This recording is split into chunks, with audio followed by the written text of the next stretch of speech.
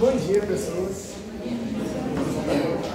A gente vai discutir hoje, começar a discutir sistema escritor.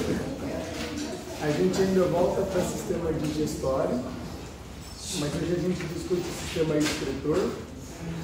Teoricamente é um pouquinho mais difícil que o sistema digestório, mas só vamos. Olha só, anota aí pra gente, por favor, pega o seu caderninho. Quando você pensa no sistema escritor, coloca o objetivo dele pra gente, por favor. Eliminar excretas nitrogenadas. Esse é o nosso objetivo. Então a gente tem que eliminar excretas nitrogenadas. Quais são as excretas nitrogenadas mais importantes? Nós teremos basicamente 4 excretas nitrogenadas que o nosso corpo produz. E essas excretas nitrogenadas são produzidas a todo momento, então não tem nada de patológico nisso. Quais são as 3 principais? Anota aí para mim. Amônio. O seu corpo produz amônio? Muito. Ureia. E ácido úrico.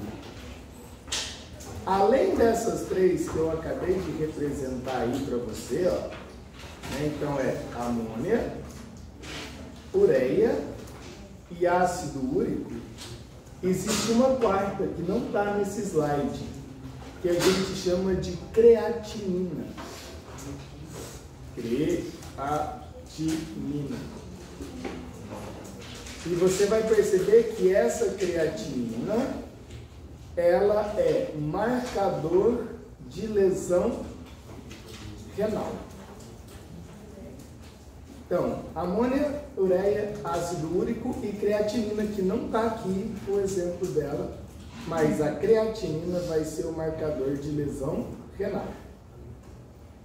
E você vai perceber que além da creatinina, que marca, né, que é um marcador de lesão renal, a gente vai ter outros 2 marcadores bioquímicos que todo exame você solicita, que é o que a gente chama de TGO e TGP. Na verdade, TGO e TGP, você vai perceber, é marcador de lesão hepática. Tá bom? E aí, o objetivo de hoje, então, é entender um pouquinho dessas excretas nitrogenadas, principalmente hoje, amônio e ureia, tá bom? Na nossa próxima aula, creatinina e possivelmente ácido úrico na próxima aula. Tá? A gente não consegue ver todos porque é gigantesca a matéria. Tá bom? Então a gente começa com a amônia, depois vai para a ureia e esses 2 a gente conversa juntos. E para frente a gente consegue visualizar os demais. Qual é a lógica da nossa discussão? Mais uma vez, mostro para vocês esse slide que resume aquilo que a gente precisa. Como assim? Isso aqui, ó, vai representar para a gente uma célula do fígado, tá? Então, isso é uma célula hepática. Tá, aqui você tem a corrente sanguínea e aqui, claro, você tem o nosso sistema digestivo, então o intestino. Perceba que são 3 nutrientes principais que a gente sempre discute: glicose, ácidos graxos e aminoácidos. E a discussão do ciclo da ureia é uma discussão voltada para os aminoácidos. Tá bom? Então, para a produção da ureia, quando a gente está pensando principalmente em sistema excretor, ou a gente vai pensar em aminoácidos, ou a gente vai pensar em bases nitrogenadas. Significa que a gente esquece um pouquinho, muito pouco, da glicose e dos ácidos graxos, ou muito pouco mesmo, porque a gente vai precisar deles agora mesmo. Mas então perceba, se você utiliza aminoácidos como fonte energética, e isso acontece todo momento que você está em normoglicemia ou em hipoglicemia, significa que normoglicemia é toda, sei lá, 90% do tempo do dia, você vai utilizar aminoácidos como fonte energética. Para isso, perceba que o aminoácido, ele tem que entrar dentro das nossas células e aí serviria qualquer célula, tá? E 90% das vezes, esse aminoácido, quando ele entra na nossa célula, ele vai interagir com o RNA transportador. Para quê? Para que aconteça a síntese proteica. Então, o aminoácido sai da corrente sanguínea e, ao entrar nas nossas células, interage com o RNA transportador. Isso é uma possibilidade. A outra possibilidade seria o aminoácido servir como fonte energética. Para isso, esse aminoácido ele vai ser direcionado para a nossa mitocôndria. E lá na nossa mitocôndria, a gente vai ter o processo que a gente chama de transaminação ou o processo de desaminação. Olha o que eu estou lhe dizendo. Se você representa um aminoácido, vou representar ele aqui, ó. C-O, O menos, o radical, o hidrogênio, e perceba que o nitrogênio eu estou colocando de outra cor. Não é à toa, não. E vai ser o nosso N, com 3 hidrogênios e um sinalzinho de mais. Perceba que esse aminoácido, ele vai ter, na verdade, duas regiões. Quais são essas regiões? Essa região que está em vermelha, e a gente vai chamá-la de alfa-cetoácido, e a região que está em azul, claro, que é o grupamento amino. Então, um aminoácido ele é formado por duas coisas. Por um alfa-cetoácido, que é o que está em vermelho, e por um grupamento amino. Sim? Quando eu junto essas duas coisas, o grupamento amino mais um alfa-cetoácido, eu tenho um aminoácido. Por que isso é importante? Dá uma olhadinha na seguinte situação. Olha para lá, por favor. O que eu quero que você faça? Claro que esse aqui é o ciclo de Krebs, o ciclo do ácido cítrico. Então, olha para essa molécula que eu estou circulando de roxo. Esse é o oxalacetato. Encontra nitrogênio nele? Tem. Não tem. Olha para o citrato. Encontra nitrogênio nele? Não tem. Não tem nitrogênio no citrato. Não tem nitrogênio em nenhuma molécula do ciclo de Krebs. Não existe nitrogênio. Ah, beleza. Significa que se eu quiser utilizar aminoácido como fonte energética, o que eu tenho que tirar do aminoácido? O nitrogênio. Então eu tenho que tirar o grupamento amino. E aí o restante, que é o alfa-cetoácido, vai entrar como intermediários do ciclo de Krebs. Então só entra a região que tem, aliás, a região que não tem nitrogênio. E eu acho que você entendeu que você precisa de retirar o nitrogênio. Por quê? Porque nenhuma molécula do ciclo de Krebs, nenhuma, tem nitrogênio. E o que eu faço com esse nitrogênio que eu tive que retirar? Ele vira por aí. E você joga ele fora no vaso sanitário. Entendeu a lógica? Então, todas as vezes que eu preciso de utilizar aminoácido como fonte energética, eu vou ter que ter esse trabalho, que é a transaminação. Significa, eu retiro o nitrogênio do aminoácido e dou para outra molécula, ou simplesmente eu faço a desaminação, que é retirar o nitrogênio do aminoácido. Então, toda vez que eu retiro o nitrogênio do aminoácido, o que sobra? O alfa-cetoácido, que é o aminoácido sem grupamento amino. Tá claro isso para você? E aí, onde que esse alfa-cetoácido entra? Como intermediários do ciclo de Krebs. Perceba que isso não é em uma situação patológica. O que eu estou querendo lhe dizer? Isso não é em uma situação especial. Isso não é porque você está doente ou porque você tem menos glicose, menos ácido graxo, não é essa a discussão. A discussão é que toda hora você utiliza aminoácidos como fonte energética, assim como as outras moléculas. Se não fosse isso, você não urinaria. E você não urina só quando você urina toda hora. Então quando você está urinando, você está produzindo quem? Ureia. E para você produzir ureia, você teve que utilizar quem? Aminoácidos. Então tira da sua cabeça, pelo amor de Deus, que existe importância de moléculas. Não existe. Não existe. Então, o que eu estou te dizendo? Se existe glicose, a célula usa glicose. Se existe ácido graxo, a célula usa ácido graxo. Se existe aminoácido, a célula utiliza aminoácido. Na verdade, utiliza os três. Claro, porque o objetivo da célula não é só produção de ATP. Claro que não. Existem várias outras coisas que a célula faz que utiliza as outras moléculas. Beleza? Então, quando você trabalha com aminoácidos, por exemplo, você vai ter um monte de neurotransmissores, um monte de proteínas que serão utilizados, claro, a partir dos aminoácidos que você está adquirindo via alimentação. E toda vez que você pensar nesses neurotransmissores, grande parte deles, você vai perceber que tem que tirar o grupamento amino. E se isso não for verdade, se não precisar de tirar o grupamento amino para a formação dos neurotransmissores, você vai perceber que vai ter necessidade de retirar o grupamento amino para fornecimento energético ou para a produção de corpos cetônicos. Então é uma outra verdade. Quando você pensar em pacientes diabéticos ou em pacientes hipoglicêmicos que têm a produção de corpos cetônicos, todo mundo te fala que a produção de corpos cetônicos é graças à degradação de ácidos graxos. Isso é verdade? Claro que é, mas não é só de ácidos graxos.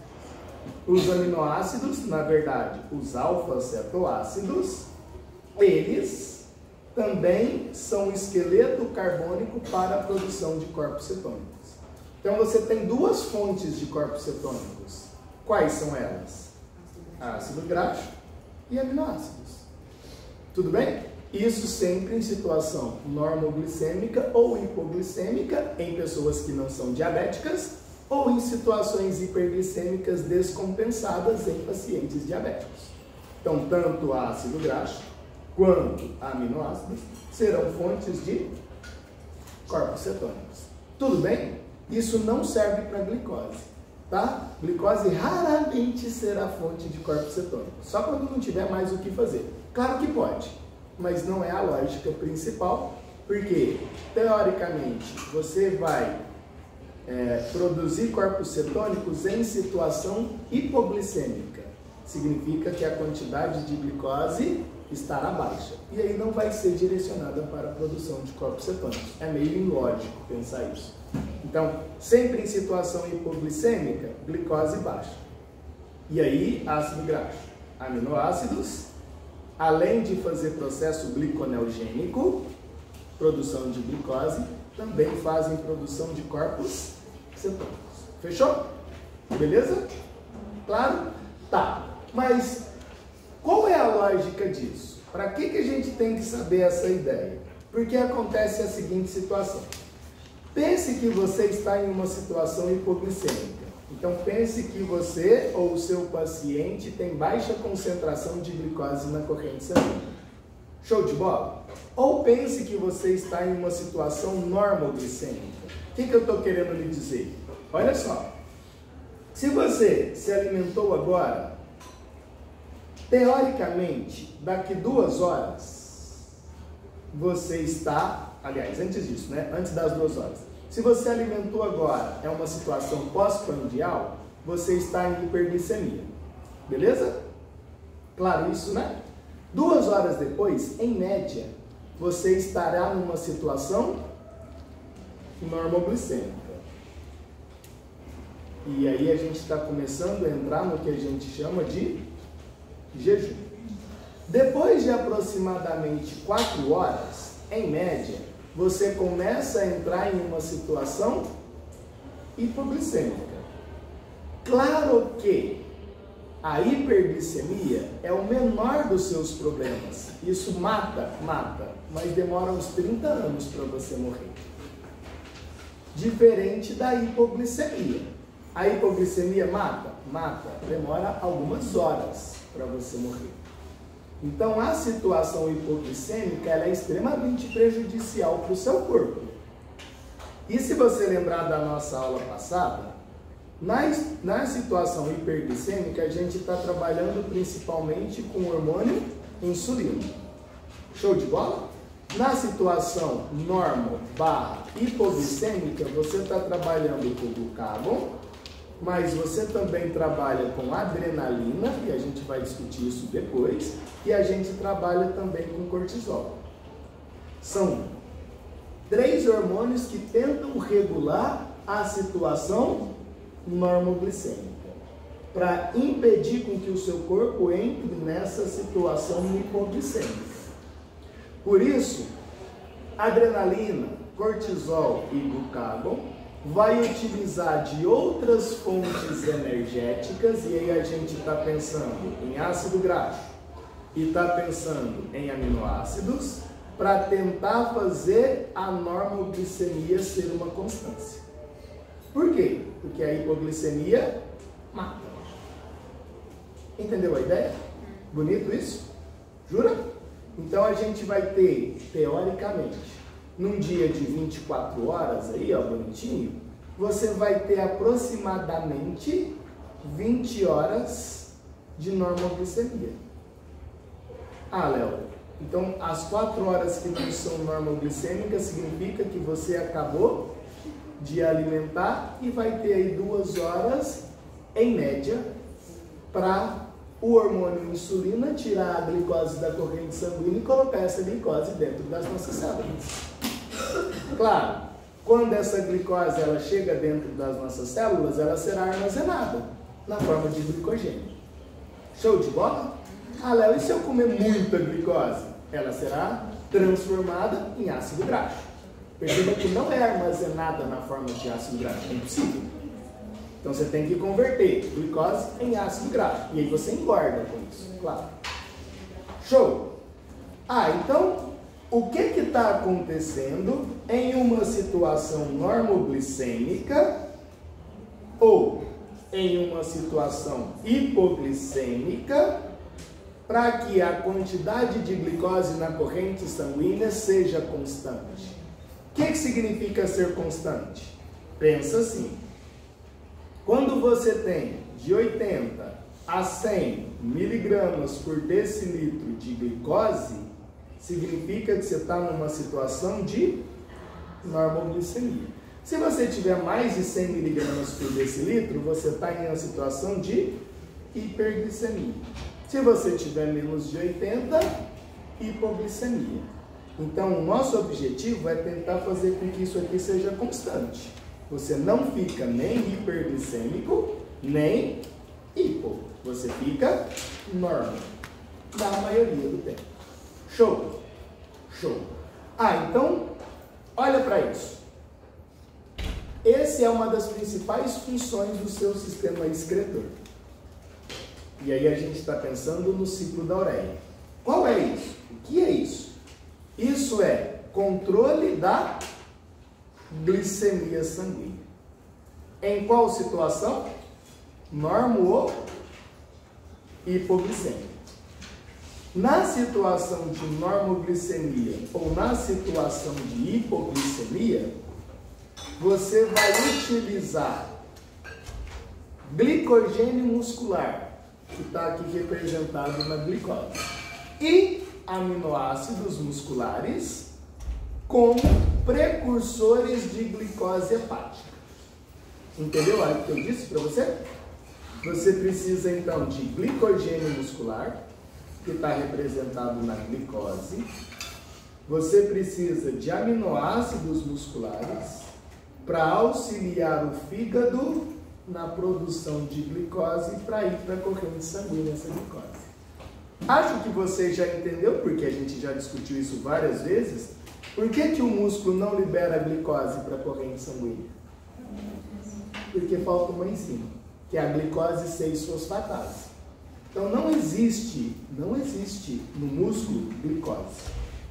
Não existe. Existe glicose fosfatada. Se existisse glicose, ela sairia do músculo. Tá? Então, quando você pega lá o glicogênio é uma cadeia de glicoses. Isso é glicogênio. Quando você quebra o glicogênio, o que é liberado? Glicose, que tem o fosfato no carbono 1. Então, é liberado a glicose 1-fosfato.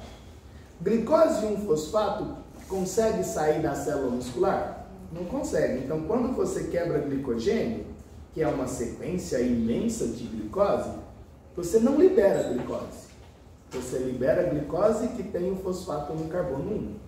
E aí, essa glicose que tem o fosfato no carbono 1, ela vai ser agora modificada para a glicose que tem o fosfato no carbono 6. Perceba que muda a posição do fosfato. E essa glicose que tem o fosfato no carbono 6 passa pela via glicolítica e vira quem? Piruvato. Então olha a loucura que é. Mais uma vez, entende isso? Que isso é a base do sistema excretor. O seu sistema excretor serve só para essa merda. Não só não, né? Serve para essa merda. Que é o controle glicêmico. Porque a gente fica pensando assim, nossa, o objetivo do sistema excretor é eliminar excretas nitrogenadas? É muito mais do que isso.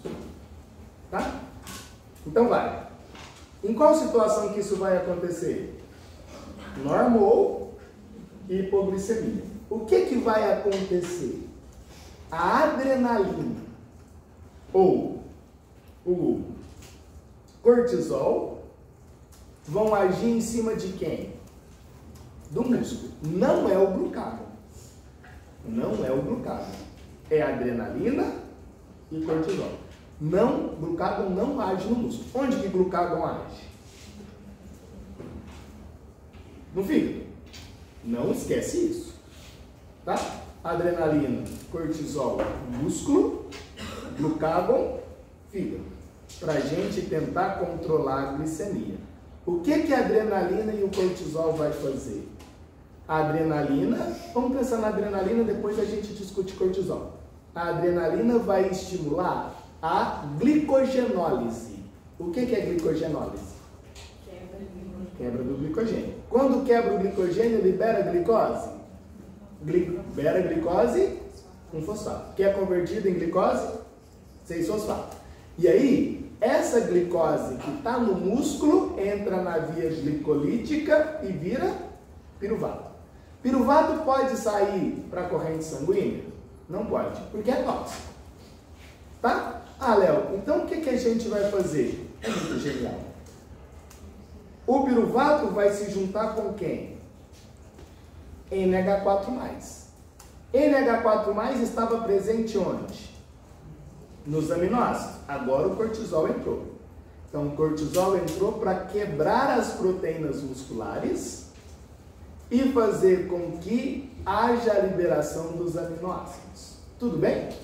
Desses aminoácidos eu retiro quem? NH4+.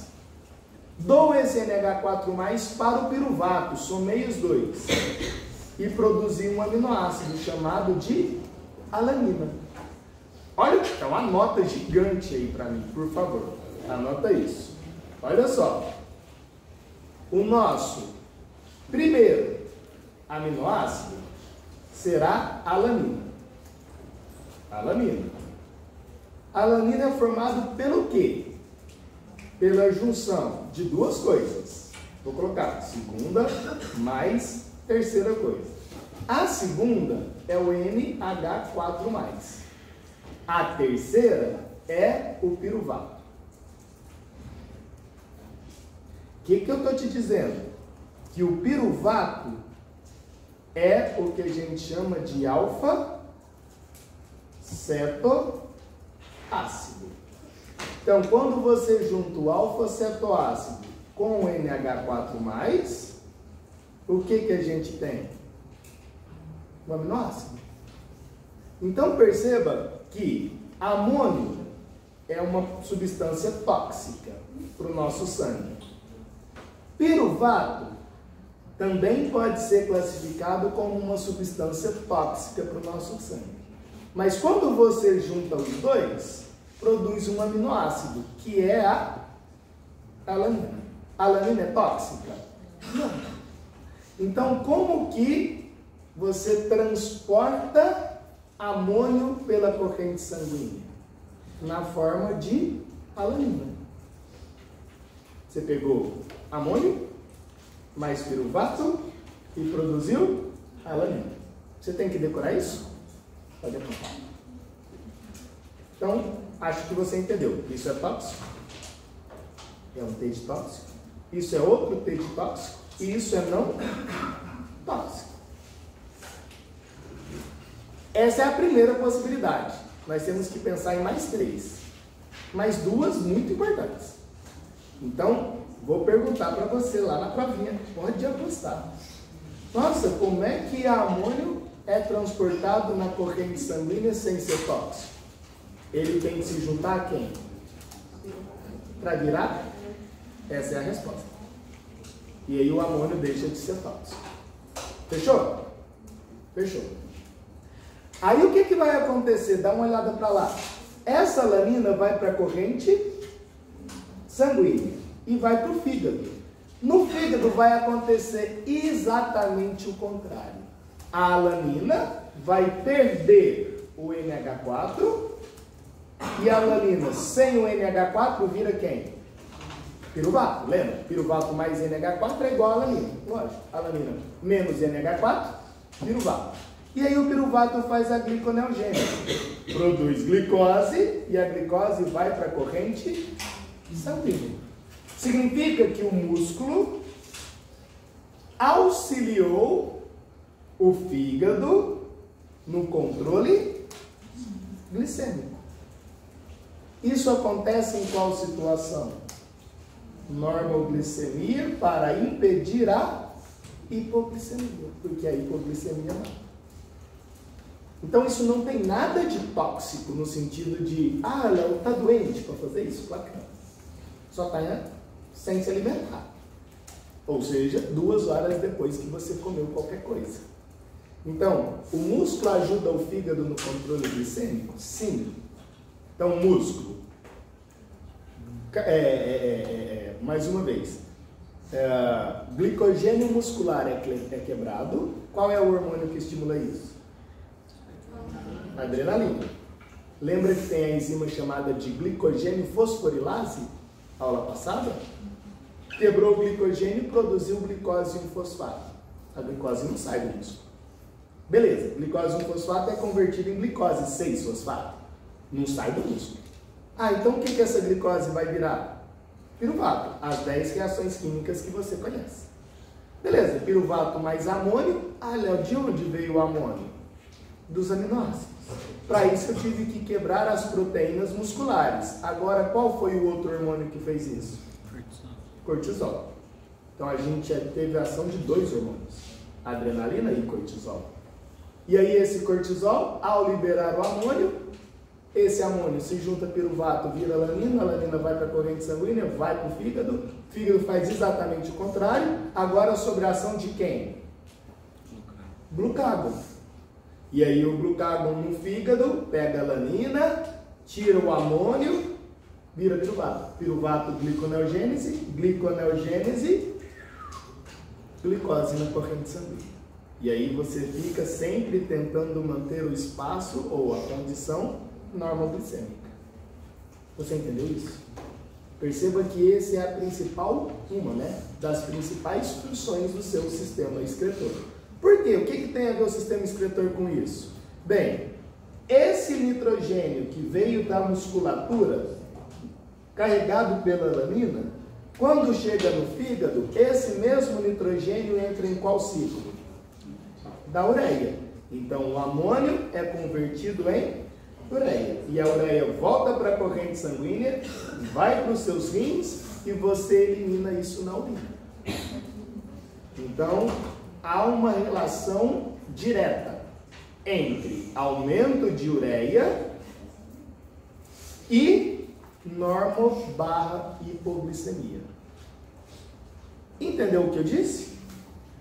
Se você entendeu, interpreta esse gráfico para mim. Não lê isso aqui não. Não lê isso não. Só olha para o gráfico. Olha aí para o gráfico. Olha se você entende o que eu disse. E esse gráfico resume exatamente o que a gente acabou de discutir. O que você está vendo aqui? Ó? Excreção de nitrogênio em duas condições: alimentado, jejum. A barrinha cinza é o nitrogênio na forma de ureia e a barrinha branca é o nitrogênio que pode ser ácido úrico, creatinina, amônia, ou seja, são outros compostos nitrogenados. O que acontece com a ureia? Aumenta em qual situação? Por quê? Porque você está utilizando aminoácido como fonte.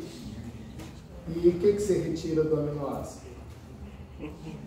E o NH4+, vai formar ureia. Ah, Léo, então significa que se eu tiver numa situação de alimentado, eu utilizo pouco aminoácido como fonte energética? Exatamente. Tá? Mesmo assim eu utilizo. Perceba que aqui eu estou com 700 gramas dia e aqui eu estou com 150 gramas de glicose dia. Então, quanto mais eu diminuo a quantidade de glicose sendo utilizada para a produção energética, mais eu utilizo aminoácido como fonte energética. Show? Tá bem? Entendeu? Espero que sim. Tá. Se você entendeu isso... Opa, fiz alguma coisa. Léo, peraí. Eu não entendi. Isso aqui já está no jejum. A parte da glicose eu não entendi. Quando você diminui jejum é porque você não está comendo ué. Travou. Algo errado. Essa quantidade está 150 a 700. É a quantidade de glicose que você está comendo por dia. Ah, tá, mas não tem nada a ver com... Qual que é a relação dela com o jejum? Peraí. Por que o de lá está diferente? Que? Está 700 ou está 150? Ué, porque são dois momentos diferentes. Se você estivesse comendo 700 por dia, se você estivesse comendo tá, 150. entendi. Entendeu? Não. Situação alimentado e não alimentado. Fica, nossa, 12 horas de jejum. 3 dias de jejum. 6 semanas, o cara morreu. 6 semanas de jejum. Aí é pareza, né?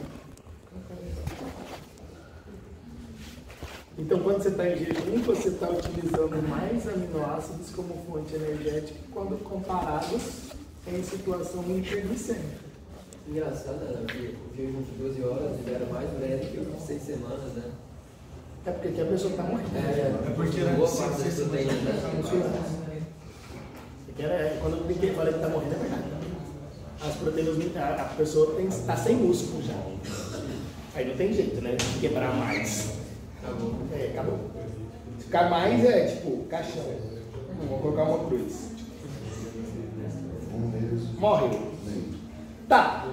Então eu acho que você acaba de entender, espero que sim, que quando você pensar nas excretas nitrogenadas, isso aqui veio de qual molécula? Do aminoácido. E isso aqui, que é a ureia, veio do amônio. E isso a gente chama de ciclo da ureia ou ciclo da ornitina citrulina. A gente vai ver isso. Mas, diferente disso, ó, que é ácido úrico. Ácido úrico não vem de proteínas. Ácido úrico veio da degradação das bases púricas. Quais são as bases púricas que vocês conhecem? Adenina mais guanina. Então, quando você degrada adenina e guanina, você produz ácido úrico. Tá bom? Então, perceba que aminoácido é isso. a degradação do aminoácido. E a amônia gera isso. E você vai perceber que no ciclo da ureia a gente vai ter a produção de arginina. E a arginina vai ser responsável pela produção da creatinina. Lembra que é a nossa quarta excreta nitrogenada. Show de bola! Se você entendeu isso, a gente agora vai para essa lógica. Dá uma olhadinha para cá, por favor. Você vai entender. Quantos aminoácidos você tem? 20 tipos. Léo, todos os aminoácidos serão fontes doadoras de amônio? A resposta é sim. Eu utilizo os 20 aminoácidos, tiro o NH4 dos 20 aminoácidos e eles terão outras funções, os alfa-cetoácidos. Então, olha para isso. Isso aqui é qualquer aminoácido.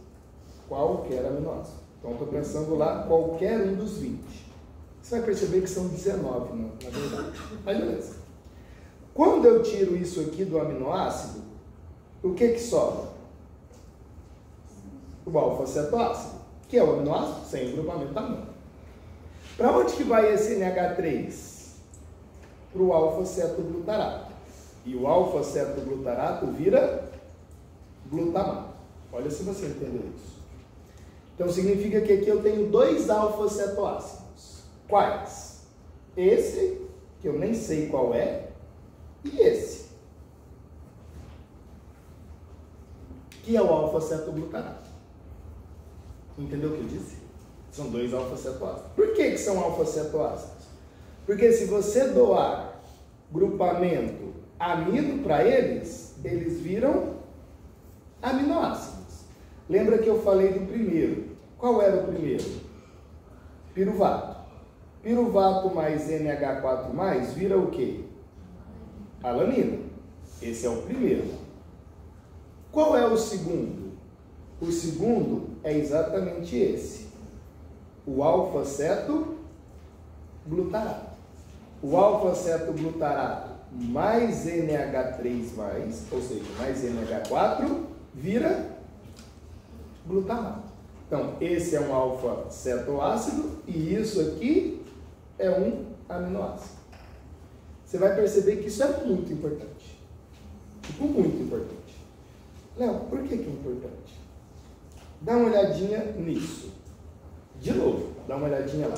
De novo. Olha só. Tá vendo isso que está em azul? Isso se chama alanina aminotransferase. A gente chama isso de ALT. AL de alanina aminotransferase. Isso também é chamado de TGP, que é a transaminase glutâmico pirúvica. Isso é uma enzima. E essa enzima é um marcador de lesão hepática. Toda vez que você faz exame sanguíneo, você mede a merda dessa enzima. Nossa, vamos ver se meu fígado tá bom. Você vai medir TGO e TGP. TGP é isso. Alanina aminotransferase. O que ela faz? Essa alanina aminotransferase. Ela vai transferir amino para qual produção? De alanina. Isso vai acontecer em qual situação? Hipoglicemia ou normoglicemia.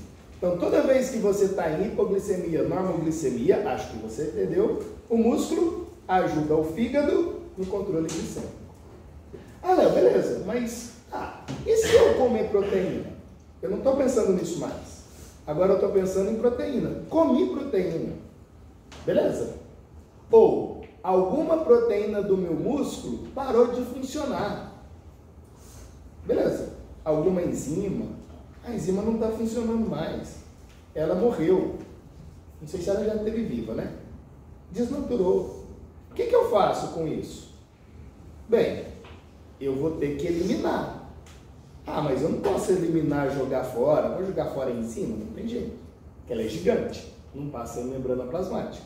Então eu tenho que desmontar as enzimas que estão velhas. Beleza, queridos? Ah, Léo, para mim desmontar as enzimas eu produzo quem? Aminoácido.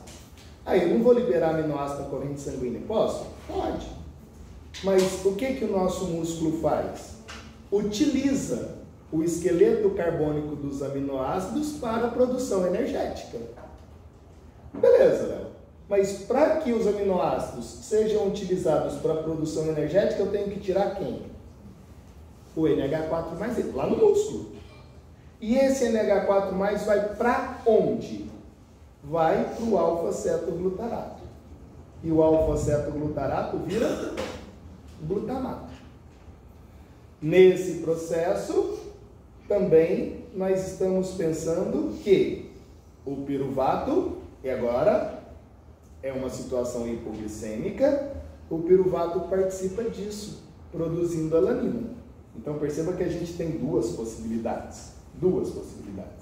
Primeira possibilidade, hipoglicemia, mais uma vez, piruvato mais NH4+, virando alanina. Essa é uma possibilidade. Segunda possibilidade, você não está hipoglicêmico, mas mesmo assim tem aminoácidos. Agora você está pensando em alfa-cetoglutarato mais NH4+, produzindo glutamato. Oi. É por isso que o CPK alto significa que está tendo dano muscular, né? São essas enzimas que estão sendo descritas? Exatamente. Percebeu então que eu tenho aqui, ó, 2 alfa-cetoácidos, piruvato, alfa-cetoglutarato, e 2 aminoácidos, alanina, glutamato. Então você sempre vai pensar assim, que fica fácil para você. Se eu estiver visualizando aumento de alanina, significa que eu estou em uma situação hipoglicêmica. Significa que o músculo está ajudando o fígado no controle glicêmico. Se eu estiver aumentando o glutamato, não significa que eu estou em hipoglicemia, significa que eu estou em hiper ou normal. Significa que eu tenho tanto aminoácido e esse aminoácido vai ser utilizado, ou vai ser transportado, ou alguma enzima parou de funcionar e eu vou utilizar esses aminoácidos para outras coisas, e eu tenho que retirar o grupamento amino deles. E eu vou transportar esse grupamento amino de qualquer aminoácido para o alfa-cetoglutarato, e o alfa-cetoglutarato vira glutamato. Ah, Léo, então, se você entendeu, espero que sim. No ciclo da ureia, a principal molécula do ciclo da ureia, que dá início ao ciclo da ureia, é quem? O glutamato. Então, todos os aminoácidos dos 20, acho que você entendeu, espero que sim. Vou voltar para cá, ó. Todos os 20 aminoácidos, se eles forem utilizados como qualquer coisa que tem que tirar o grupamento amino, para quem que ele vai dar esse grupamento amino? Para o alfa-cetoglutarato. Quem que o alfa-cetoglutarato vira? Glutamato. Para onde que o glutamato vai? Ciclo da ureia. E aí você produz ureia lá no seu fígado.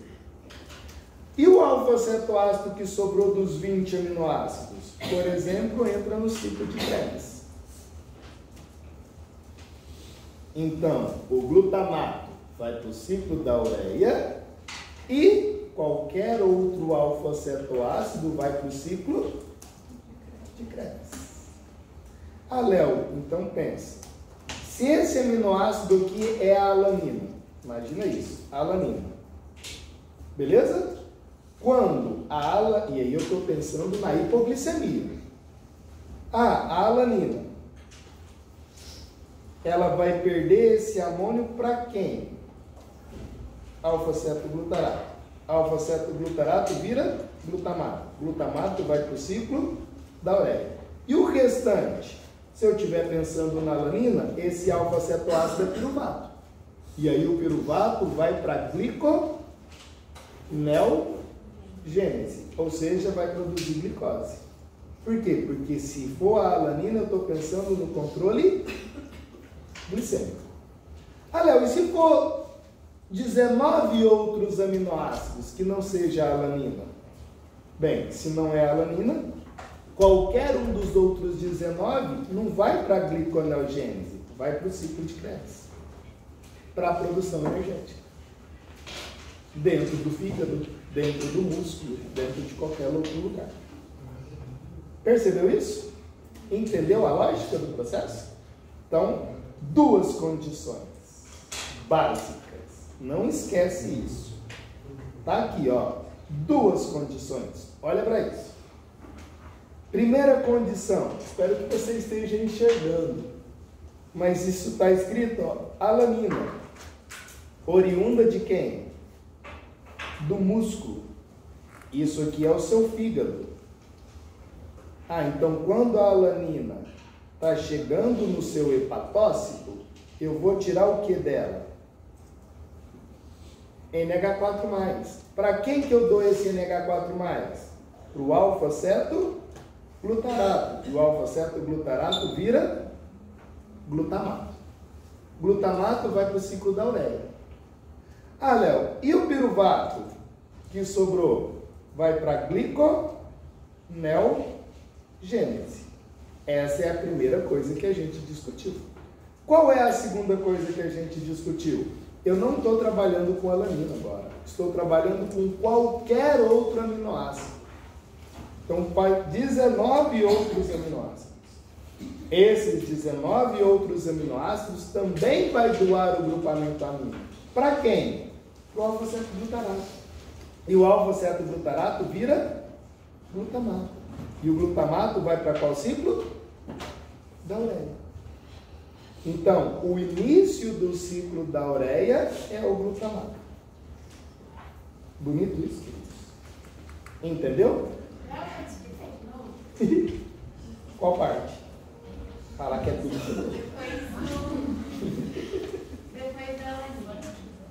Depois da falando minha primeira. Vai! Você tem duas situações. Quais são as duas situações? Isso, pensa na hipoglicemia. Na hipoglicemia, quem que vai ajudar o fígado no controle glicêmico? Músculo. E o músculo vai doar quem? Alanina. A alanina é a junção de quem? Mais NH4+. Beleza? Quando a alanina veio do músculo, chegou no fígado, o que vai acontecer lá no fígado? Tira o NH4+. O que sobra? Que faz a gliconeogênese. Show? Qual o hormônio que está agindo aqui no fígado? Qual hormônio que é da hipoglicemia? Glucagon. Entendeu? Qual hormônio que estava agindo no músculo? Adrenalina. Em qual situação? Hipoglicemia. Que é totalmente diferente. Olha só. Isso vai virando uma bagunça na cabeça das pessoas. Lembra que está em hipoglicemia. Mas se você tiver hiperglicêmico, entendeu a minha frase? Hiperglicêmico. E se você tiver uma descarga adrenérgica? A adrenalina vai agir em cima do músculo. Vai fazer exatamente a mesma coisa. Mas para onde vai o piruvato? Numa situação hiperglicêmica. Onde vai o piruvato do músculo? Ciclo de Krebs. O que mudou? O hormônio? Não, que era a adrenalina. Mudou a condição. Se você estava hipo e agora você está hiper. Na hiperglicemia, se você libera adrenalina, você precisa de fazer gliconeogênese hepática? Não precisa. E aí a adrenalina vai quebrar a glicogênese do seu músculo. o glicogênio vira piruvato e o piruvato entra no ciclo de Krebs do músculo. Percebeu? Conseguiu visualizar duas coisas diferentes, pessoas? Entender o que eu estou falando para você é começar a entender metabolismo. Isso é metabolismo puro, tipo assim, nossa. Isso é... Hã? Só que muda a condição de hiper para hiper. E aí também muda, vai mudar o receptor. É triste, eu sei. A vida é uma bosta. É triste, é triste. Concordo que é triste. Porque lembra que em uma situação onde você ativa o seu sistema nervoso simpático, você tem uma descarga adrenérgica e essa adrenalina vai usar né, de vários órgãos do nosso corpo para fazer com que haja energia necessária para a resposta simpática. Isso é uma ideia. Isso é uma ideia que você está liberando muita adrenalina. Beleza. E aí nessa situação eu não estou preocupado se eu estou em hiper ou hipoglicemia. Não estou preocupado com isso. Eu estou preocupado com a minha descarga adrenérgica. Entenda assim. Se você acabou de comer e alguém vem te assaltar, e você fala, caralho, vou ter que sair correndo, ou vou ter que brigar, ou vou ter que fazer qualquer coisa, você está tendo uma descarga adrenérgica. E aí a adrenalina está sendo liberada e agindo nos órgãos para que você produza energia. Essa é uma ideia. Mas se você estiver com fome, em hipoglicemia, e alguém vier te assaltar, mano, vai acontecer a mesma coisa se você estivesse em hiper. Porque a adrenalina vai agir em alguns receptores e vai falar, cara, é o momento de correr, de sair correndo, ou de dar um tapa na cara do ladrão, sei lá, que merda assim. Beleza, agora eu não estou pensando na descarga adrenérgica vindo de um susto. Agora eu estou pensando na descarga adrenérgica porque eu estou hipoglicêmico. É muito genial. Porque agora, o que vai mudar? Qual é os receptores que a adrenalina vai atuar? E aí, ninguém sabe como é que a adrenalina escolhe qual receptor que ela vai. Ninguém sabe. Eu sei que existe alfa 1, alfa 2, beta 1, beta 2, beta 3, que são os receptores da adrenalina. Eu sei que, cacete, apagou. Então, eu sei que a adrenalina tem quais receptores? Alfa 1, que ativa a fosfolipase C. Alfa 2, que inibe a adenilato ciclase. E os beta, que ativa a adenilato ciclase. Onde estão esses receptores?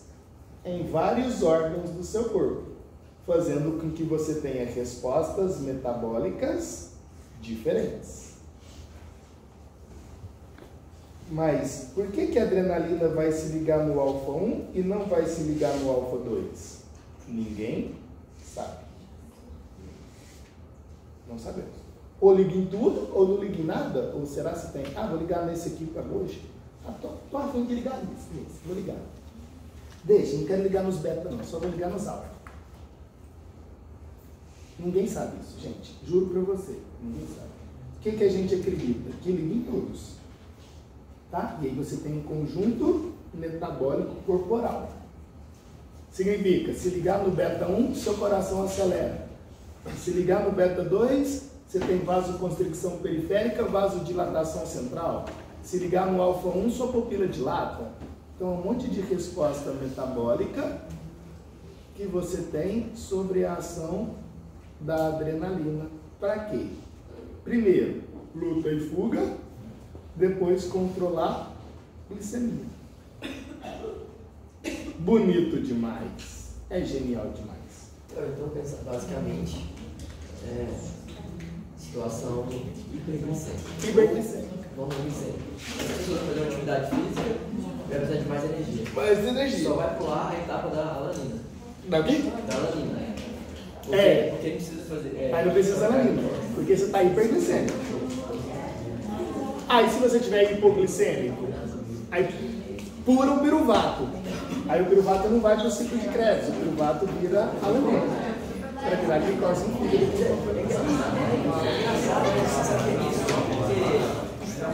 A glicose ela vai produzir 2 piruvatos, né? Porque, tipo assim, imagina só, como se você tem hipoglicêmica. Peraí, pessoal, deixa eu escutar. A pessoa está hipoglicêmica, está precisando de energia. Isso é glicose. Certo. Quem está hipoglicêmica está correndo. Certo. Tem duas demandas, energia e glicose. Certo. Tempo, né? Certo. Por qual motivo tem que virar piruvato para depois? Não. E, tipo assim, virar glicose, por que não vira energia direto? Não, é errado o seu pensamento. Por que está errado o seu pensamento? Porque em uma situação de normoglicemia ou em uma situação de hipoglicemia, a glicose que entra no músculo não permanece no músculo. Sim? Então pensa lá em normoglicemia. É o que a gente está teoricamente agora. Você vai estar aí aproximadamente com 80 a 100 miligramas por decilitro de glicose. Nessa condição, a glicose entra no seu músculo, mas pouquíssimas delas são fosforiladas. A maioria volta para a corrente sanguínea. O que significa isso? Que na situação normo hipoglicemia, o seu músculo utiliza ácido graxo, principalmente como fonte energética e aminoácido. Entendeu? Então tá. Então quando você está em uma situação hipoglicêmica de luta ou de fuga, não é o carboidrato que está sendo utilizado no músculo como a principal fonte energética, mas vai ser ácido graxo barra aminoácidos. Por quê? Porque o seu cérebro vai precisar da quantidade de glicose que tem na corrente sanguínea que já está baixa, e o seu fígado vai estar junto com o músculo tentando colocar mais glicose na corrente sanguínea para o seu cérebro utilizar, e corpos cetônicos, se a glicemia não conseguir fornecer a quantidade energética necessária para o cérebro. Isso simplesmente porque a barreira hematoencefálica, né, impede com que ácido graxo entre, mas aminoácido não entra. Por ser menor. Por ser menor. Então, por exemplo, o que o cérebro gosta de fonte energética? Todo mundo fala que são duas coisas: glicose e corpos cetônicos, mas também aminoácido. Só que em menos quantidade. Porque dependendo do aminoácido, ele pode ser tóxico para o cérebro. Se você, por exemplo, tiver excesso de glutamina no cérebro, o seu cérebro incha. Então não pode ser qualquer aminoácido. Né? Então é meio que seletivo. Então é melhor que você tenha glicose e corpos cetônicos para o cérebro do que aminoácidos, embora o cérebro utilize alguns aminoácidos. Então o nosso corpo ele vai sempre, teoricamente, pensar assim: se você tiver em situações em que há risco de vida, e aí nesse caso a gente está pensando na glicemia, se você tiver em situação hipoglicemia, por que ela mata? Porque o cérebro morre. Não é fígado, não é pâncreas, não é, porque esses outros utilizam outras fontes. Mas o cérebro que morre, então o seu corpo vai se reorganizar, e aí você perde massa muscular, perde tecido adiposo, perde glicogênio, para fornecer glicose para a corrente sanguínea para suprir o sistema nervoso. Essa é a lógica. É como se o sistema nervoso, entre aspas, não posso falar isso, mas entenda que é como se ele fosse o carro-chefe, o motor da brincadeira. Embora não seja, mas como se fosse. O rim tem um papel de produzir glicose também. Tem? Tem, mas é meio que insignificante perto do fígado. Porque a gente nem lembra. No caso da semana passada, ele tinha deficiência de glucose. Aí, no caso, ele não tinha essa regulação certa de hipotramona. O corpo desse paciente produziria mais adrenalina para tentar compensar Com certeza. glicose? Embora a adrenalina ela não age no fígado. Sim. Mas eu acredito muito que sim. A situação de uma pessoa que tem problema de glucagon é pior do que de uma pessoa que tem problema de insulina. Embora seja muito mais comum deficiência insulínica. Porque para a pessoa ter deficiência de glucagon, ele tem que estar numa situação de pancreatite. E eu não sei se você sabe disso, mas se você ou alguém tiver com pancreatite, a chance dele sobreviver é uns 30%. E a chance de morte é de... Acho que de morte não, né? A velocidade de morte é de 4 dias. A pessoa morre. É muito sério. Pancreatite. Tipo. Por quê? Porque ele desregula todos esses hormônios. É um dos principais problemas. Aí desregula insulina, glucagon, somatostatina. Então o sistema digestório fica comprometido, o sistema hemostático fica comprometido e a pessoa, infelizmente, falece. É muito rápido mesmo. Pancreatite. Vocês já viram, assim, como é que fica o pâncreas da pessoa? Depois eu vou ver se eu consigo. Tem alguns vídeos de cirurgia de pancreatite, né? É muito rápido. Mas a gente vai chegar lá. O que a gente vai fazer? Quero combinar aqui com vocês, ver se vocês animam a fazer isso. Porque a gente está começando a chegar num terço da aula. É gigante. E a gente entra agora no ciclo da ureia, propriamente dito. Qual é? E aí a gente tem que entrar depois em teste de pezinho. É tenso. Vou te mostrar um vídeo só para você. Cara, é muito pai. Mas vou te mostrar só para você ver onde que a gente tem que chegar, se a gente der conta, né? Porque eu queria unir a turma, deixar do jeito que tá, a gente dava um intervalo agora, unir a turma, e depois a gente faria um caso clínico final, no finalzinho da aula. Mas olha...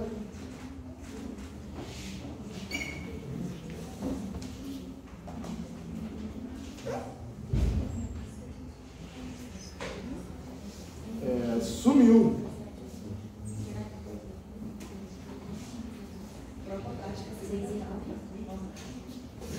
Prova prática. Isso não.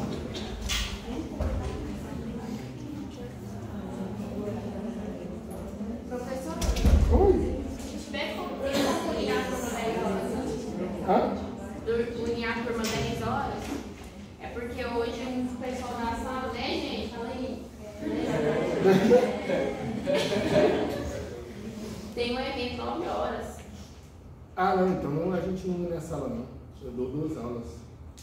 Eu não posso liberar vocês, ficar 1 hora toda. O povo me manda embora. A gente tem que O Ivete vai dar o caso clínico pro Vinícius, não? Dá o caso clínico agora? Mas você precisa do ciclo da ureia, mas podia ser. Poderia.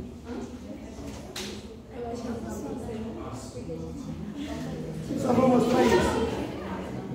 Ah, então tá aula e grava, né?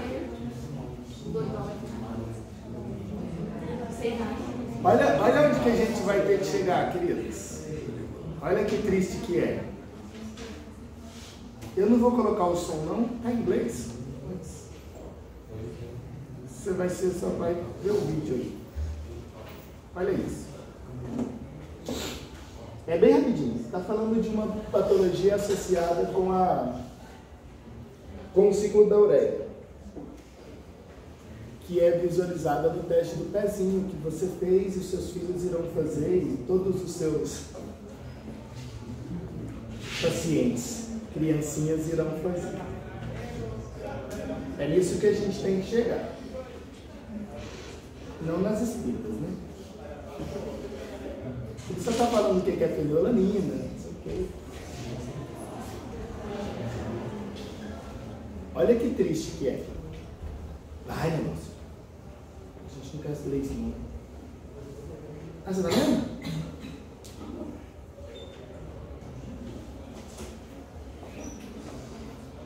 Está falando aqui que foi uma situação que a mãe autorizou. O comportamento do paciente com baixa dieta de fenilalanina. Olha a criancinha. Perceba que ela tem movimentos finos. Perceba que ela consegue pegar lá a chave. Tem tônus muscular. Ela não está comendo fenilalanina. Que é o quê? Que é no teste de pezinho.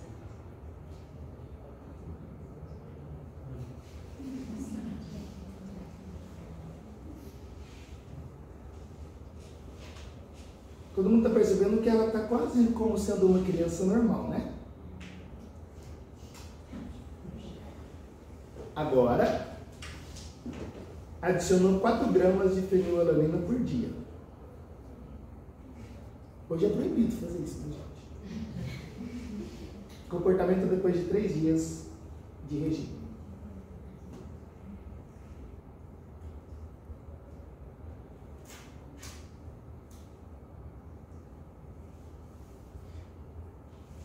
Ela já não consegue mais ter movimentos finos. Ela não consegue mais pegar a chave em 3 dias, comendo fenilalanina. Você vai perceber que isso vai piorar muito.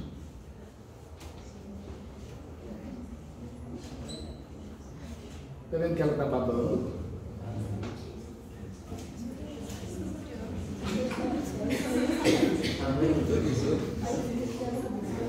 Eu conheço, cara, ninguém sabia o que era. Ninguém sabia. Ainda ela está em movimento, tá vendo?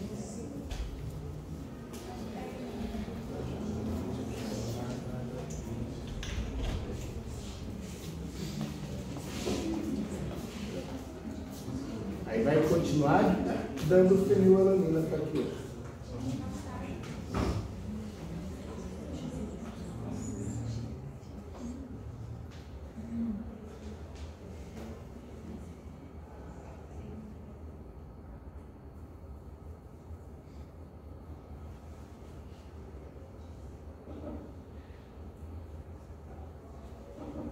Mais 2 dias sobre o mesmo regime.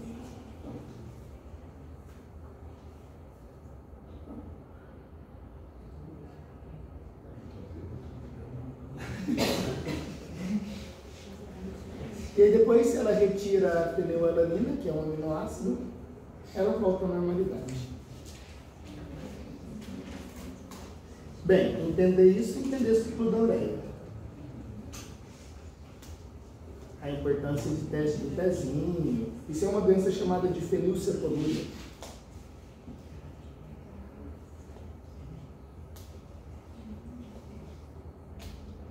Entender isso é entender metabolismo, né?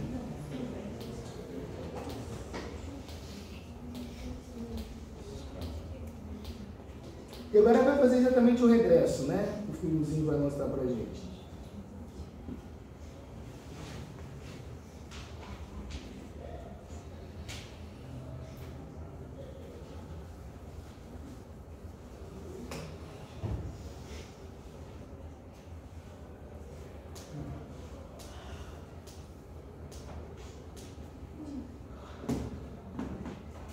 Vai ver.